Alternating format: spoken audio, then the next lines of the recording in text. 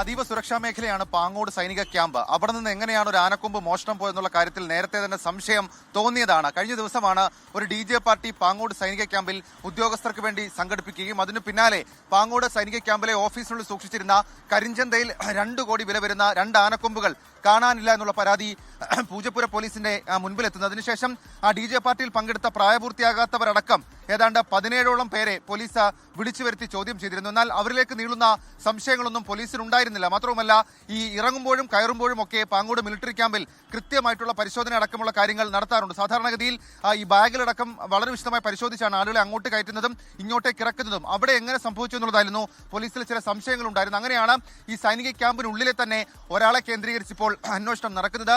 ഇയാൾ തന്നെയാണ് ഇത് ചെയ്തതെന്ന തരത്തിലേക്കുള്ള ചില സൂചനകൾ നൽകുന്ന സംശയങ്ങൾ ഇപ്പോൾ പോലീസിന് ഉണ്ടായിട്ടുണ്ട്. അതിന് ചില തെളിവ് ശേഖരണം അടക്കമുള്ള കാര്യങ്ങൾ പോലീസ് നടത്തുകയും ചെയ്യുന്നുണ്ട്. ഈ വിരലടയാള വിദഗ്ധരും ഫോറൻസിക് സംഘവും അടക്കം ഇതിനകത്ത് പരിശോധന നടത്തിയിരുന്നു. ഈ പരിശോധനയ്ക്ക് പിന്നാലെയാണ് ക്യാമ്പിനുള്ളിൽ തന്നെയുള്ള ഒരാളെ സംശയിച്ചത്. ഇയാളെ കൂടുതൽ തെളിവ് ശേഖരണം നടത്തിയ ശേഷം ഇയാളുടെ അറസ്റ്റ് അടക്കമുള്ള കാര്യങ്ങളിലേക്ക് കടക്കും എന്നുള്ളതാണ് പൂജപ്പുര പോലീസ് നൽകുന്ന വിവരം.